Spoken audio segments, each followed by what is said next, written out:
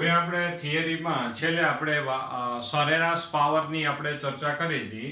હવે આપણે અનુનાદ વિશે ચર્ચા કરવાના છીએ. તો અનુનાદ એટલે શું અને તેના ઉપર આધારિત આપણે ચર્ચા કરવાના. તો જેમાં આપણે ધારો કે આ એલસીઆર પરિપથ અહીંયા છે, આ એક એસી સપ્લાય, એની સાથે આપણે એક અવરોધ, આ ઇન્ડક્ટર અને આ કેપેસિટર જોડી દેવામાં આવે. હવે જ્યારે અહીંયા છે આપણા માટે ભાઈ મહત્તમ પ્રવાહ Im બરાબર આપણે શું લખી શકાય છે, મહત્તમ વોલ્ટેજના છેદમાં ઇમ્પિડન્સ લખી શકાય. અને એમાં પણ ઇમ્પિડન્સ મોડ z બરાબર, અને બંનેને √2 વડે ભાગી નાખો તો અહીંયા આપણે IRMS બરાબર VRMS ના છેદમાં મોડ z લખી શકાય. અમે લખી શકાય મોડ z બરાબર આપણે બે બાજુ √2 વડે ભાગ્યા એટલે Im/√2 અને Vm/√2 એટલે VRMS અને IRMS છે. અને મોડ z બરાબર અંડર રૂટમાં r² પ્લસ, જો અહીંયા છે આપણા માટે xc > xl હોય તો અહીંયા આવશે xc - xl. પણ જો હવે અહીંયા ચર્ચા આગળ વધારીએ કે જો આ બેયના મૂલ્ય સમાન હોય તો શું થાય. આ બેયના મૂલ્ય જો સમાન હોય તો આ ઇમ્પિડન્સનું મૂલ્ય, બે પદ છે ઇમ્પિડન્સના મૂલ્યમાં, તો એમાંથી આ xc બરાબર xl થાય એટલે આ પદ 0 થઈ જાય. એટલે માત્ર ઇમ્પિડન્સમાં શું આવશે, વાસ્તવિક અવરોધ જ આવશે. r² નું વર્ગમૂળ એટલે માત્ર r જ રહેશે. અને અહીંયા છે આપણા માટે માત્ર અવરોધ r જ રહેશે. અને અહીંયા પ્રવાહ, જો બે પદ હતા એમાંથી એક પદ ગાયબ થઈ ગયું છે, જેના કારણે અહીંયા ઇમ્પિડન્સનું મૂલ્ય હવે માત્ર r જ વધ્યું, એટલે એક જ પદ વધ્યું, જેથી છેદનું પદ ઘટી ગયું તો પ્રવાહનું મૂલ્ય શું થઈ જાય, વધી જાય. અને આ પ્રવાહનું મૂલ્ય મહત્તમ પ્રાપ્ત થાય. જો અહીંયા ટેક્સ્ટમાં આવી રીતે છે, સંજ્ઞા નથી આપી, પણ આપણે છે અત્યારે સમજવા માટે લખીએ છીએ. પ્રવાહ મહત્તમ એટલે મેક્સિમમ, ma x વડે મેં દર્શાવ્યું. અહીંયા પ્રવાહ મહત્તમ મળે, આ ઘટનાને આપણે અનુનાદ કહેવામાં આવે છે. પ્રવાહ મહત્તમ મળે અને આ ઘટનાને આપણે અનુનાદ કહેવામાં આવે છે. પ્રવાહ મહત્તમ મળે એટલે પાવર એ મહત્તમ મળે. આપણે સામાન્ય વિચાર કરી શકાય I²R મુજબ, જો પ્રવાહ મહત્તમ તો પાવર P બરાબર I²R મુજબ પાવર એ મહત્તમ પ્રાપ્ત થાય. તો આવી રીતે અહીંયા xc બરાબર જ્યારે xl હોય એટલે કેપેસિટિવ રિએક્ટન્સ અને ઇન્ડક્ટિવ રિએક્ટન્સનું મૂલ્ય જો બંને સમાન હોય તો ઇમ્પિડન્સનું મૂલ્ય છે r જેટલું પ્રાપ્ત થાય અને પ્રવાહ મહત્તમ મળે, અને આ ઘટનાને આપણે અનુનાદ કહેવામાં આવશે. તો હવે ધારો કે અહીંયા છે એક આપણે એક નાનો એવો છે એક ડેમોન્સ્ટ્રેશન આપેલો છે, જેમાં L નું મૂલ્ય ટેક્સ્ટબુકમાં, જો ટેક્સ્ટબુક મુજબ આપણે વિચાર કરીએ તો L નું મૂલ્ય છે અહીંયા ધારો કે 1 મિલી હેનરી. કેપેસિટન્સનું મૂલ્ય જે આપણે રકમમાં આપેલું છે, કેપેસિટન્સનું મૂલ્ય C બરાબર 100 માઇક્રોફેરેડે. 100 માઇક્રોફેરેડે. તો હવે આપણી પાસે જે અવરોધ R છે એનું મૂલ્ય 100 ઓહમ છે. અવરોધ R નું મૂલ્ય છે 100 ઓહમ. હવે એક પરિપથ છે, આ ત્રણેય ઘટકના મૂલ્યો આપણે વિચાર કર્યા, અને એના માટે આપણે છે વિચાર કરવો છે કે ભાઈ તો xc બરાબર જ્યારે xl થાય ત્યારે જે કોણીય આવૃત્તિ હોય એ કોણીય આવૃત્તિ એટલે xc બરાબર xl થાય તો અહીંયા xc બરાબર લખાય 1/ωc અને xl બરાબર લખાય ઓમેગા. જે કોણીય આવૃત્તિ માટે, અથવા તો xc બરાબર xl થાય ત્યારે જે કોણીય આવૃત્તિ હોય તે કોણીય આવૃત્તિને અનુનાદીય કોણીય આવૃત્તિ કહેવાય. અને અનુનાદીય કોણીય આવૃત્તિને ω0 વડે દર્શાવશું. ω0 એટલે આપણા માટે અનુનાદીય કોણીય આવૃત્તિ. અનુનાદીય કોણીય આવૃત્તિ કહેવામાં આવશે. ઓમેગા 0 ને આપણે અનુનાદીય કોણીય આવૃત્તિ કહેવામાં આવશે. તો આ ઓમેગા 0 ને આપણે આ બાજુ લઈ જાવ એટલે ઓમેગા 0 નો સ્ક્વેર થઈ જાય. L ને આ બાજુ લઈ જાય એટલે 1 upon L into C થાય. તો ઓમેગા 0 બરાબર 1 upon root LC. ટૂંકમાં આમાં L અને C ના મૂલ્ય મૂકો તો જે કોણીય આવૃત્તિ મળે, ધારો કે આ L અને C ના મૂલ્ય, તે જે કોણીય આવૃત્તિ મળે તે કોણીય આવૃત્તિ હકીકતમાં તમને પ્રવાહ મહત્તમ પ્રાપ્ત થશે. તે કોણીય આવૃત્તિ કરતા ઓછી કે વધુ કોણીય આવૃત્તિ માટે પ્રવાહ મહત્તમ પ્રાપ્ત નહીં થાય. ધારો કે એક અહીંયા છે ડેમોન્સ્ટ્રેશન, આપણે જો વિચાર કરીએ તો આ જે આપણે છે આ L અને C ના મૂલ્ય બે લેખા અને જે કોણીય આવૃત્તિ છે એ કોણીય આવૃત્તિ ધારો કે અહીંયા AC સપ્લાયની પસંદ કરીએ તો ત્યારે તમને પ્રવાહ કેવો મળશે, સૌથી મહત્તમ મળે. તો ધારો કે ઓમેગા 0 આપણે કોણીય આવૃત્તિ જ્યારે રાખીએ, આ કોણીય આવૃત્તિ આપણે વિચાર કરી તો એ કોણીય આવૃત્તિ માટે આપણને અહીંયા પ્રવાહ કેવો મળશે, સૌથી મહત્તમ પ્રાપ્ત થશે. તો આવી રીતે જો એક આલેખ છે આપણે ટેક્સનો, અને આપણે અનુનાદ વક્ર પણ કહેવામાં આવશે. આલેખ 1 એટલે કે 1 આલેખ જ્યારે અવરોધનું મૂલ્ય 100 ઓહમ હોય ત્યારે આપણે છે અહીંયા દર્શાવેલો છે. આ અવરોધ જ્યારે 100 ઓહમ હોય ત્યારે આપણે દર્શાવેલો આલેખ છે. ફરીથી આખી વાત કરીએ કે જ્યારે કેપેસિટિવ રિએક્ટન્સનું મૂલ્ય અને ઇન્ડક્ટિવ રિએક્ટન્સનું મૂલ્ય બે સમાન હોય ને પાછા બે કાલ્પનિક અવરોધમાં એકબીજાની ઊંધી ખોપરી તો છે જ. જો આવી રીતે આપણે વિચાર કરીએ છીએ, તમને ખબર હોય તો વાસ્તવિક અક્ષ, કાલ્પનિક અક્ષ, સૌથી પહેલા લેક્ચરમાં જ આપણે અહીંયા વાસ્તવિક અવરોધ R દર્શાવીએ છીએ. કાલ્પનિક અવરોધમાં ધારો કે XL અને અહીંયા આવશે XC, અને XL અને XC બે એકબીજાની ઊંધી ખોપરી છે અને જો બે સમાન મૂલ્યના થઈ જાય તો પરિણામ અહીંયા છે કે બે કાલ્પનિક અવરોધ અહીંથી નાબૂદ થઈ જાય અને ઇમ્પિડન્સનું મૂલ્ય ઘટી જાય, અને ઇમ્પિડન્સનું મૂલ્ય ઘટી જાય એટલે પ્રવાહ વધી જાય, એટલે પ્રવાહ મહત્તમ થઈ જશે.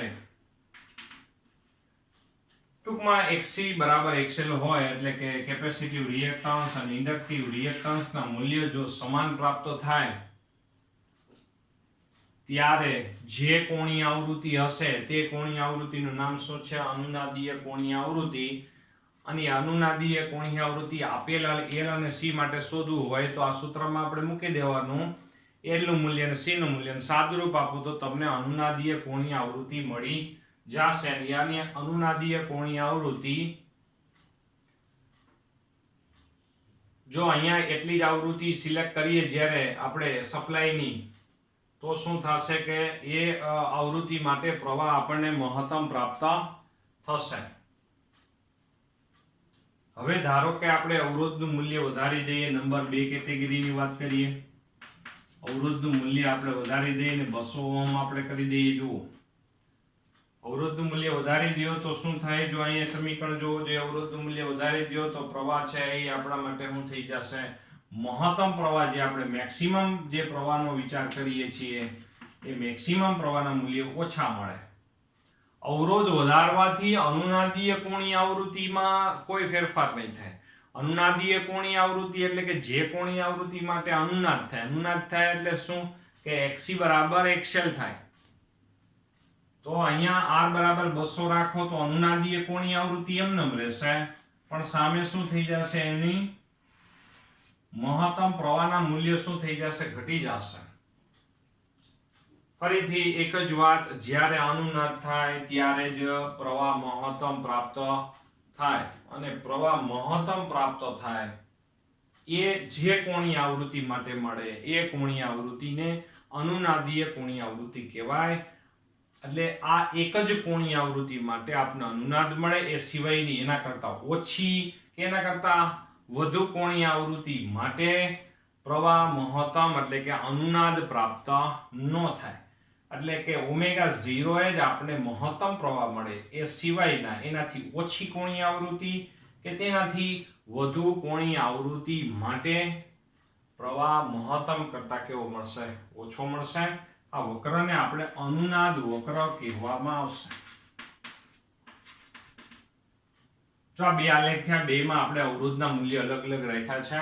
ખાસ સમજવાની વાત એ છે કે પરિપથમાં અવરોધના મૂલ્ય ચેન્જ કરવાથી કે અનુનાદીય કોણીય આવૃત્તિમાં કોઈ ચેન્જ થશે નહીં. તો અનુનાદ રેઝોનન્સ જેને આપણે છે અંગ્રેજીમાં કહેવામાં આવશે, જેને આપણે રેઝોનન્સ થી આપણે પરિચિત હોય એવું બને.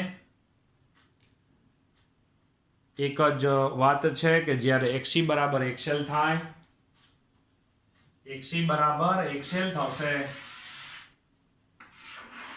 ત્યારે કાલ્પનિક ભાગ નાબૂદ થશે અને ઇમ્પિડન્સનું મૂલ્ય ઘટીને R જેટલું થઈ જાય અને પ્રવાહ મહત્તમ બને અને પાવર મહત્તમ બને. તે ઘટનાને અનુનાદ કહેવાય. અને અનુનાદ વખતે જે કોણીય આવૃત્તિ હોય તે કોણીય આવૃત્તિને અનુનાદીય કોણીય આવૃત્તિ કહેવામાં આવે છે. હવે પ્રશ્ન તમને એ છે કે અનુનાદીય કોણીય આવૃત્તિનો ઉપયોગ શું છે? અનુનાદીય કોણીય આવૃત્તિનો ઉપયોગ છે, એક જ શબ્દમાં આપણે લખવો હોય તો લખી શકાય એવું છે કે ભાઈ ટ્યુનિંગ માટે. એના માટે આપણે ભાઈ ટ્યુનિંગ માટે, ટ્યુન કરવા માટે. ટ્યુન એટલે કે મેચ થવો. પરિપથને સિલેક્ટિવિટીનો ગુણ પ્રાપ્ત થાય છે.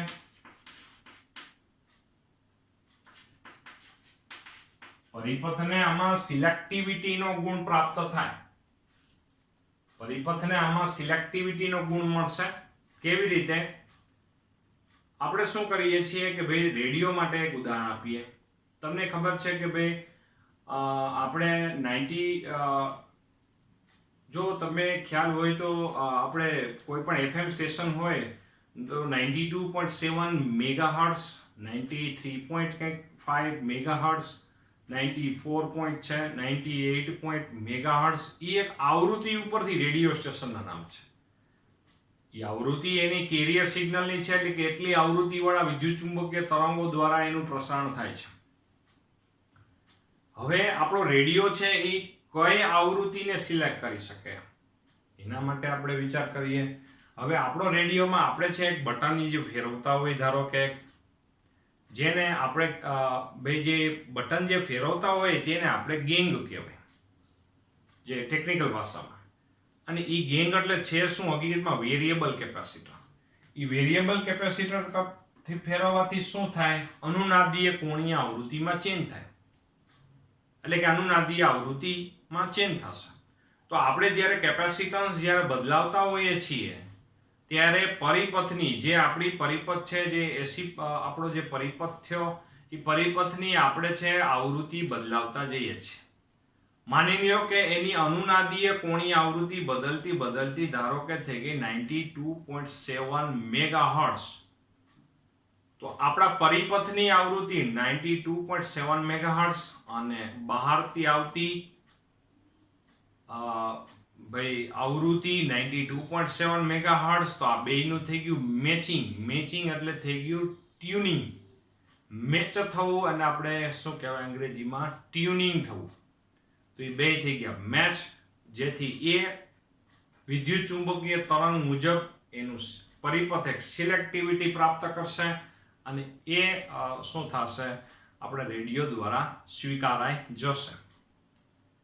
સામે ધારો કે આપણે વિચાર કરીએ કે ભાઈ ધારો કે સ્ટેશન આપણે સાંભળવું નથી મજા આવતી, પાછું ફેરવવાનું ચાલુ કરીએ છીએ, આપણે પાછું કેપેસિટન્સ બદલાવીએ છીએ, વળી પાછી અનુનાદીય આવૃત્તિ બદલતી બદલતી માની લો કે 93.5 મેગાહર્ટ્ઝ થાય તો બીજું સ્ટેશન 93.5 મેગાહર્ટ્ઝ અને આપણા પરિપથની અનુનાદીય આવૃત્તિ એ બંને મેચ થઈ અને ત્યારે પરિપથમાં મહત્તમ પ્રવાહથી એ હકીકતમાં આવૃત્તિ સિલેક્ટ થઈ જશે. આમ પરિપથને એક સિલેક્ટિવિટીનો ગુણ મળે કે ઘણી બધી સિગ્નલો તો આવી રહ્યા છે, એમાંથી કોની છે આપણે સિલેક્ટ કરવાનું છે, એવું સિલેક્ટિવિટીનો ગુણ આપણે એક પરિપથમાં ડેવલપ થશે અનુનાદ દ્વારા. બહુ મોટી વાત છે, બહુ કામની વાત છે. અત્યારે બહુ સાદી રીતે તેનું વર્ણન અહીંયા કરવામાં આવે છે. સિલેક્ટિવિટીનો ગુણ પ્રાપ્ત થશે. ખાસ બાબત, ટ્યુનિંગ અને સિલેક્ટિવિટી શબ્દ આવવા જરૂરી છે.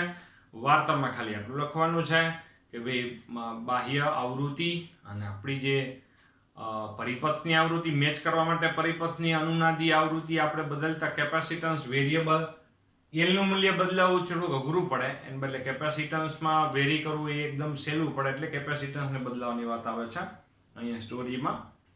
સી બદલાવીએ ને આપણે ઓમેગા 0 એવું કરી નાખીએ કે આપણા પરિપથની આવૃત્તિ અને પ્રસારિત થતા સિગ્નલની આવૃત્તિ બે મેચ થઈ જાય અને પરિપથ છે એ આવૃત્તિને સિલેક્ટ કરી લેશે. આમ અલગ અલગ આવૃત્તિ માટે સિલેક્ટિવિટીનો ગુણ આપણા પરિપથમાં આવી જાય. નહીંતર જો બધા સિગ્નલો જો સ્વીકારાઈ જાય, રિસીવ થઈ જાય તો પણ શું થઈ જાય, પરિપથ લોચે પડી જાય. અને પરિપથ લોચે પડી જાય તો આપણે છે બરોબર એમાં કામ ન કરી શકીએ. આમ અહીંયા છે આપણે આના ઉપર આધારિત આપણે છે ભાઈ એક જ પ્રશ્ન અત્યારે આપણે ભણેલા છીએ. એક જ પ્રશ્ન છે, જોવો જોઈએ. અને એ પ્રશ્ન મુજબ આપણે વાત કરેલી છે અહીંયા, જોવો જોઈએ. ખાસ બાબત, જો આ પ્રશ્ન આઈએમપી છે. અનુનાદ એટલે શું, એટલે અનુનાદ એટલે શું આપણે સમજાવ્યું. અનુનાદ વક્ર દોરેલો છે, અનુનાદીય કોણીય આવૃત્તિ અને તેના ઉપયોગો માટે વાત કરેલી છે. એટલે ઉપયોગોમાં ક્યાં ક્યાં આવશે, રેડિયોમાં. બીજું ટીવીમાં એમ જ થાય, ટીવીમાં આપણે અલગ અલગ ચેનલ સિલેક્ટ કરીએ છીએ. તમે રિમોટ દ્વારા છે અહીંયાથી રિમોટ દ્વારા ભાઈ ટીવીને આદેશ જ આપતા હો છો આમ કે કેપેસિટન્સ બદલાવો.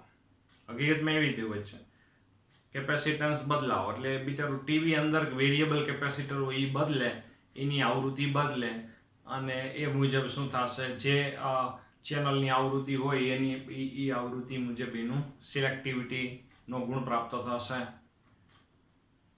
સિલેક્ટિવિટીનો ગુણ બીજો આપણા મોબાઈલમાં છે, તમને ખ્યાલ હોય તો. બહુ આપણે ધારો કે હું તમને જે વાત કરું એ બીજા કોઈને ધારો કે કહેવામાં આવે તો બીજા આપણી ઉપર હાંસી ઉડાવે.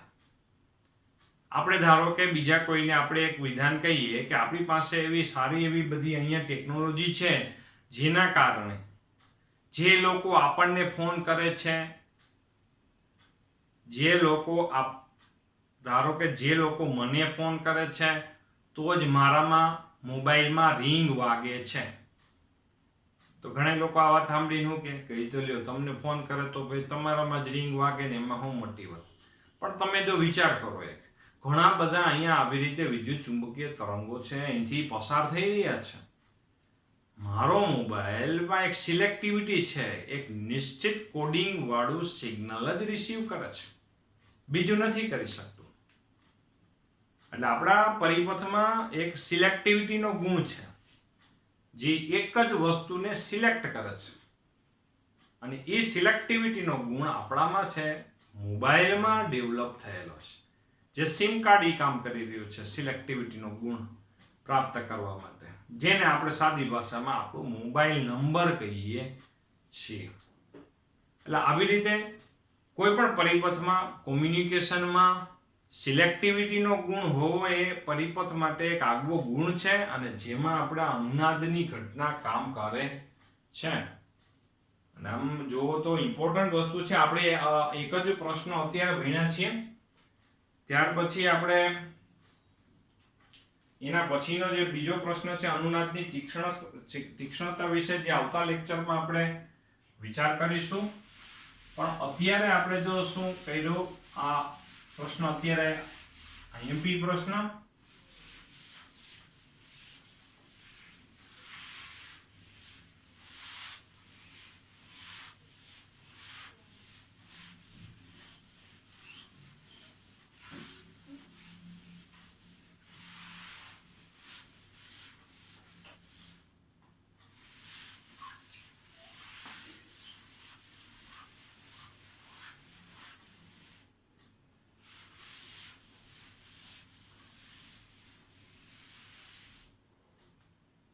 ધારો કે આપણી પાસે ઉદાહરણના દાખલાઓ છે જેમાં આપણે લગભગ 1 થી 4 દાખલાઓ ગણી નાખ્યા છે.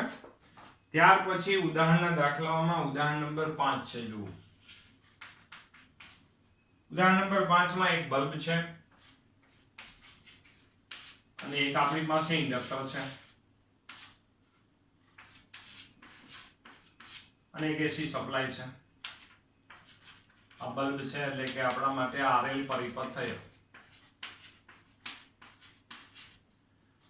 હવે આપણે રકમમાં જો શું કીધું છે કે ભાઈ પ્રકાશીય બલ્બ અને એક ઓપન કોઇલ ઇન્ડક્ટરને એસી સ્ત્રોત સાથે કળમાં જોડેલ છે.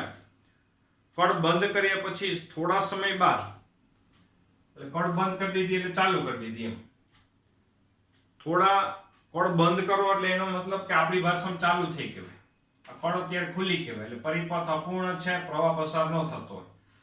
કળ બંધ કરો એટલે પરિપથ પૂર્ણ થયો અને જેના કારણે પ્રવાહ એમાં પસાર થવાનું ચાલુ થઈ જાય. કળ બંધ કર્યા પછી થોડા સમય બાદ ઇન્ડક્ટરના અંદરના વિસ્તારમાં લોખંડનો સળિયો દાખલ કરવામાં આવતા પ્રકાશીય બલ્બની પ્રકાશિતતા વધશે ઘટશે કે કોઈ જ ફેરફાર નહીં થાય. જવાબ કારણ સહિત આપણે આપવાનો છે. હવે જો આપણે આમને બલ્બ ચાલુ છે શરૂઆતમાં, બરોબર છે, બલ્બ ચાલુ છે, સામે ઇમ્પિડન્સ નું મૂલ્ય mod z = √r² plus xl નો સ્ક્વેર છે. હવે સળિયો દાખલ કરો અને સળિયો કયો દાખલ કરેલો છે? આપણને એમ કીધું છે કે લોખંડનો સળિયો. લોખંડનો સળિયો એટલે કે ફેરોમેગ્નેટિક પદાર્થ છે.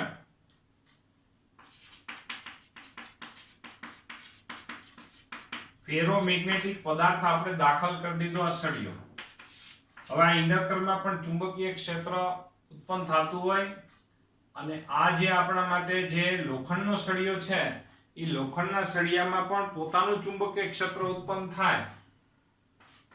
લોખંડના સળિયામાં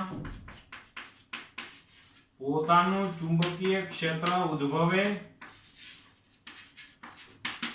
પોતાનું ચુંબકીય ક્ષેત્ર ઉદ્ભવે જેના કારણે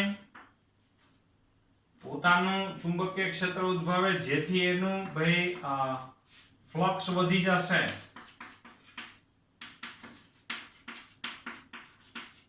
ફ્લક્સ વધી જાય. ફ્લક્સ વધી જાય તો L = n ના છેદમાં I પ્રમાણે L નું મૂલ્ય વધી જાય. L નું મૂલ્ય વધી જાય તો સામે આપણે કહી શકાય કે XL = ω/L.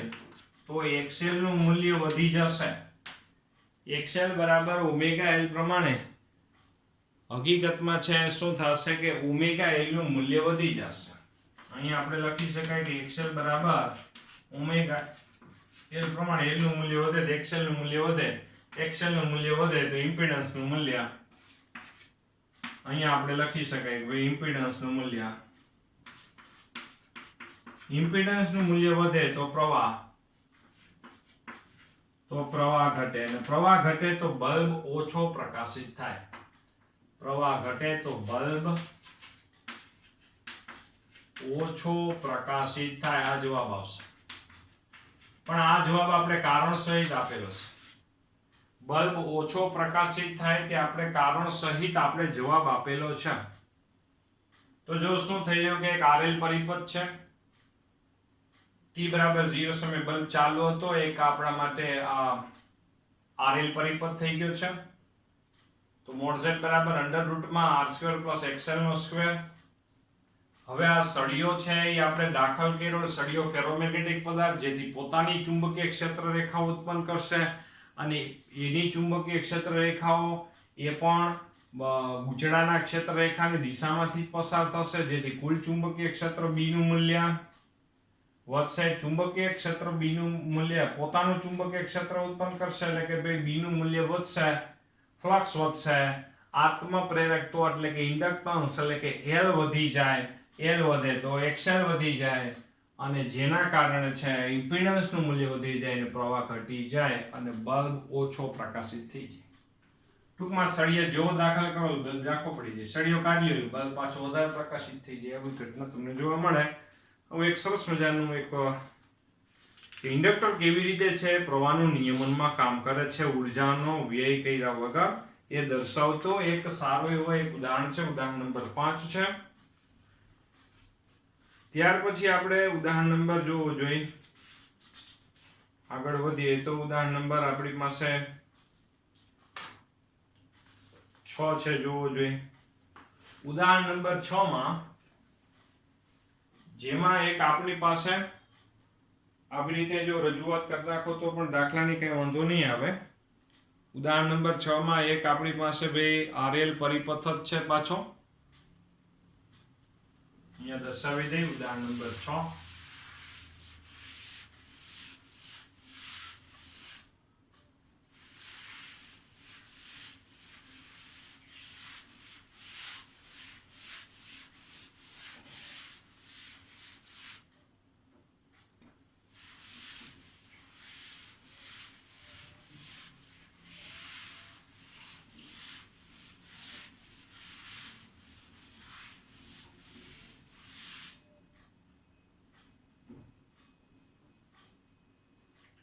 તો ઉદાહરણ નંબર 6 માં એક આપણી પાસે એસી સપ્લાય કે 220 વોલ્ટ છે, આવૃત્તિ 50 હર્ટ્ઝ છે, અને એક આપણે અવરોધ અને એક કેપેસિટર જોડી દેવામાં આવશે શ્રેણીમાં. એક અવરોધ છે જે અવરોધનું મૂલ્ય 220 અવરોધનું મૂલ્ય 200 ઓહ્મ છે, અને કેપેસિટર જોડી દીધું કે જે કેપેસિટરના કેપેસિટન્સનું મૂલ્ય 15 માઇક્રોફેરેડ છે. હવે પહેલી વાત એ છે કે પરિપથમાં પ્રવાહ ગણી નાખો. તો પ્રવાહ ગણવા માટે આપણે શું કરીશું કે ભાઈ મોડ z આપણે શોધી લઈએ. મોડ z બરાબર અંડર રૂટમાં r² plus xc minus xl નો સ્ક્વેર એવું સમીકરણ છે, પણ ઇન્ડક્ટર તો જોડ્યું જ નથી એટલે અહીંયા આવશે xc નો સ્ક્વેર જ આવશે. અને xc બરાબર આપણે શું લખી શકાય છે તમે જોવો જોઈએ 1/ωc લખી શકાય. એટલે પહેલા તમારે અહીંથી xc શોધવા હોય તો એ કઈ વાંધો નથી. અને ઓમેગા બરાબર શું આવશે 2πf. પાઈ બરાબર 3.14 લખી નાખો. f બરાબર 50 છે ને કેપેસિટન્સ છે 15 માઇક્રો. સાદુરૂપ આપી દો એટલે xc નું મૂલ્ય તમને મળી જાય. કેપેસિટિવ રિએક્ટન્સ એટલે કે કેપેસિટરનો કાલ્પનિક અવરોધ જે અહીંયા લખી નાખો અંડર રૂટમાં. અને મોડ z બરાબર આપણી પાસે જોવો જોઈએ થઈ જાય 291.6 ઓહમ આપણે મોડ z બરાબર પ્રાપ્ત થાય. ત્યાર પછી આપણા માટે પ્રવાહ I બરાબર v ના છેદમાં z જોવો જોઈએ. એટલે કે vrms ના છેદમાં મોડ z છે. આ પ્રવાહ પણ rms જ મળશે. એટલે vrms પ્રવાહ છે 220 વોલ્ટ અને મોડ z બરાબર અહીંયા છે 291.6. સાદુરૂપ આપી દો એટલે rms પ્રવાહ 0.7542 એમ્પિયર જેટલો પ્રાપ્ત થશે. ત્યાર પછી બીજી પરમાણીશમાં અવરોધ અને કેપેસિટરના બે છેડા વચ્ચેનો rms વોલ્ટેજ શોધો. એટલે કે આ બેના બે છેડા વચ્ચેનો આ vr અને vc. તો અવરોધના બે છેડા વચ્ચે ભાઈ vr બરાબર rms પ્રવાહ ગુણ્યા અવરોધ થશે.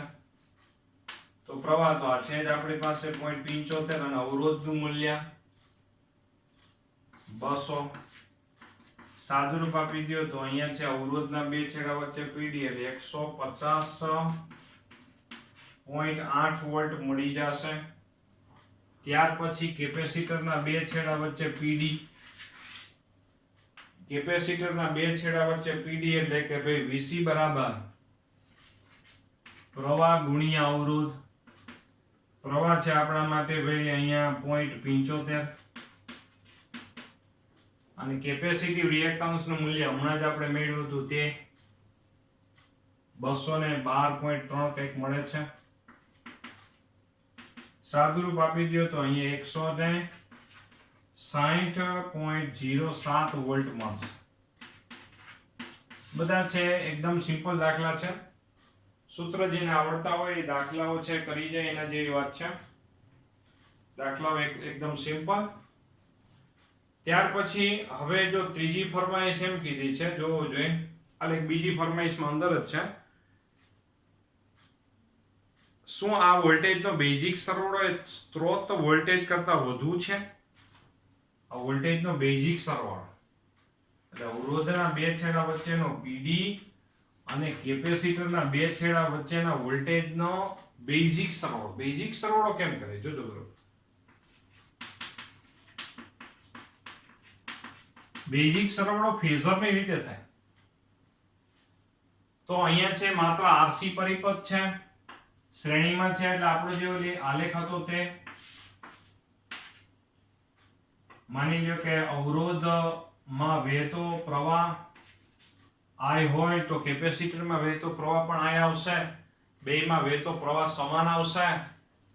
બીજું ફેઝર ડાયાગ્રામ તૈયાર કરીએ તો અવરોધ માટે પ્રવાહ અને વોલ્ટેજ બે કેવા હોય? હકીકતમાં સમાન કળામાં હોય. કેપેસિટર માટે શું થાય કે પ્રવાહ એ વોલ્ટેજ કરતા કળામાં π/2 જેટલું આગળ હોય. એટલે આવી રીતે દર્શાવવું પડે કેપેસિટર માટે. પછી આને આમ ઘુમાવવો જોઈએ. પ્રવાહ શું રહેશે? કેપેસિટરના વોલ્ટેજ કરતા કળામાં કેવો રહેશે? આગળ રહેશે. એનો બેઝિક સરવાળો કરવો હોય તમારે શું કરવું પડે? જો આ બેઝિક સરવાળો કર્યો કહેવાય તો તેમાં બેઝિક સરવાળો એટલે કે આ આવશે આ v. તો પાયથાગોરસથી થશે v બરાબર √ VR² + VC². VR બરાબર છે 150.8 આવશે એનો વર્ગ અને VC બરાબર 160.07 નો વર્ગ. અને સાદુરૂપ આપ્યા પછી ટેક્સ્ટ બુકમાં 219.91 ચેક કરી લેજો બરોબર. હું કઈ સાદુરૂપ નથી આપતો અહીંયા. આપણે મેઇન વસ્તુ બેઝિક સરવાળો જે ફેઝરની રીતે થાય છે તે, અને જે આપણે 220 વોલ્ટ મળે છે. તો જવાબમાં આપણે શું લખીશું કે ભાઈ શું આ વોલ્ટેજનો બેઝિક સરવાળો એટલે કે આ બે વોલ્ટેજનો બેઝિક સરવાળો એ સ્ત્રોત વોલ્ટેજ જેટલો થાય. તો આપણે શું કહેશું? પાડીશું કે ભાઈ હકીકતમાં બે વોલ્ટેજનો બેઝિક સરવાળો એ સ્ત્રોત વોલ્ટેજ જેટલો આપણને પ્રાપ્ત થશે. સરસ. જો એક્ઝામ્પલ થયો જોવો જોઈએ આવી રીતે સાથે સાથે બધાય છે કરતા જ જજો એટલે ક્યાંય વાંધો ન આવે.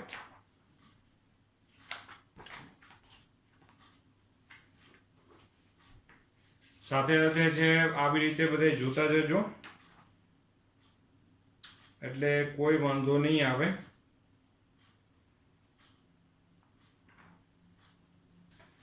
ત્યાર પછી જો જોઈએ આપણે 7મું ઉદાહરણ છે.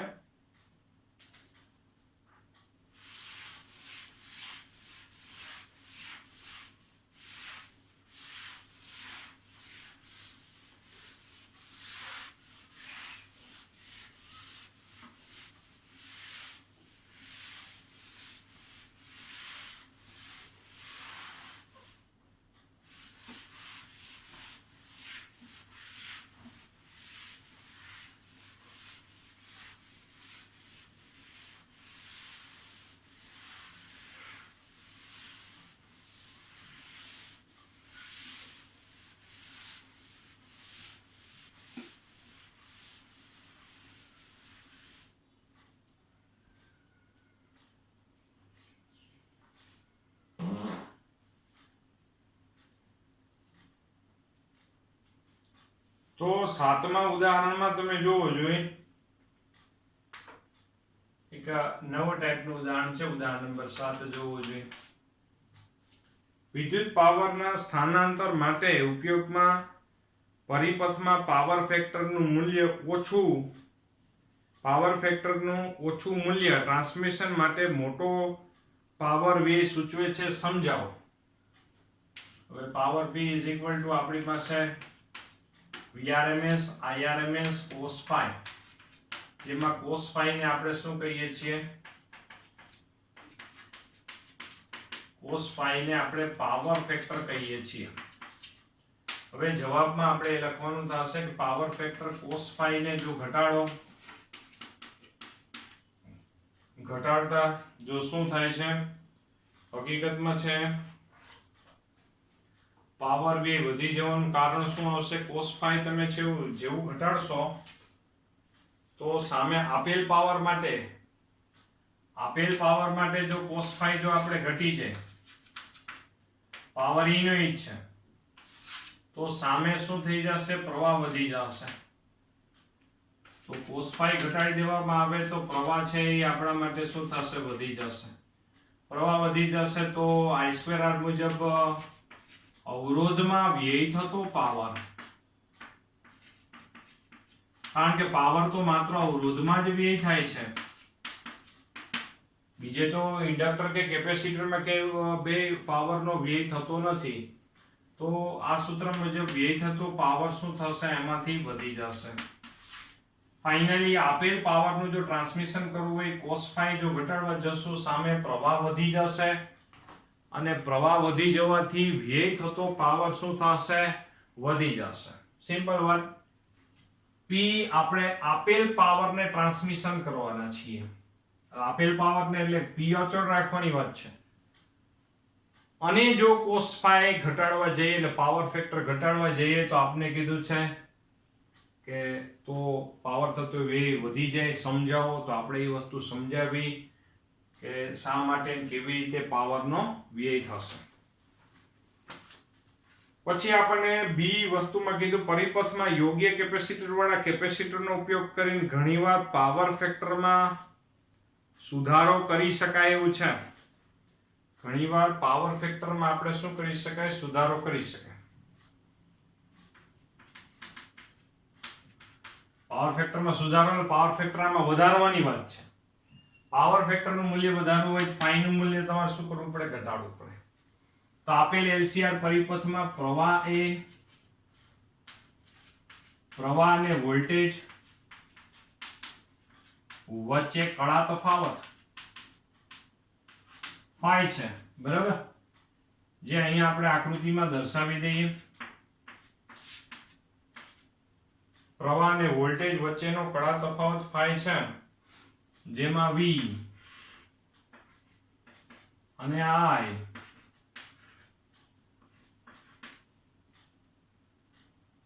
અને આપણે આમ ઘુમાવો તો અહીંયા છે આ વોલ્ટેજ અને પ્રવાહ બે એકબીજા સાથે કંઈક phi જેટલો કળા તફાવત દર્શાવે છે.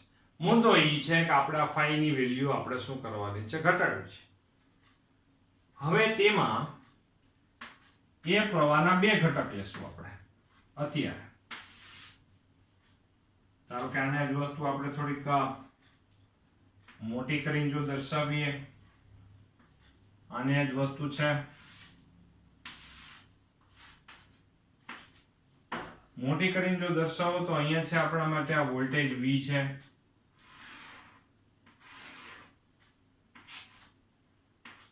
અહીંયા પ્રવાહ I છે, અને બંને વચ્ચેનો કળા તફાવત phi છે.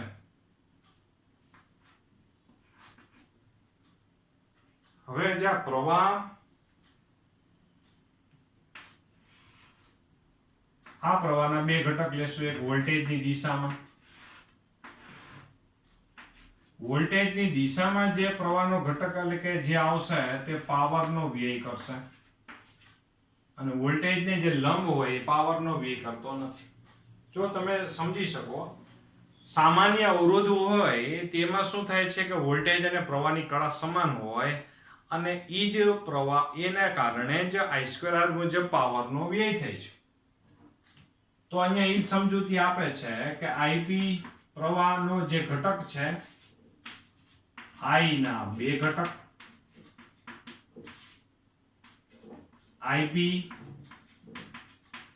પાવરનો વ્યય કરે છે, અને IQ જે આપણે દર્શાવેલો છે તે વોટલેસ છે. વોટલેસ એટલે કે જેમાં ઉર્જાનો વ્યય થતો નથી, એવો પ્રવાહનો ઘટક. એટલે કે ઇન્ડક્ટર અને કેપેસિટરને કારણે જે પ્રવાહ મળતો હોય એમાં વોલ્ટેજ અને પ્રવાહ વચ્ચેનો બેનો કળા તફાવત કેટલો હોય છે, π/2 જેટલો હોય છે અને એમાં ઉર્જાનો વ્યય થતો નથી, એટલા માટે અહીંયા કહે છે કે આ વોટલેસ છે. બરાબર. તો હવે આપણે શું કરીએ, આ એક LCR પરિપથ માટેની વાત છે. હવે સમાંતરમાં આપણે કેપેસિટર વધારાનું જોડી દઈએ. જે LCR શ્રેણી પરિપથ હોય એને એક સમાંતરમાં કેપેસિટર જોડી દો. સમાંતરમાં કેપેસિટર જોડી દો તો એનો એક વોટલેસ પ્રવાહ ડેવલપ થશે, પણ ઈ વોટલેસ પ્રવાહ છે જેનો વોટલેસ પ્રવાહ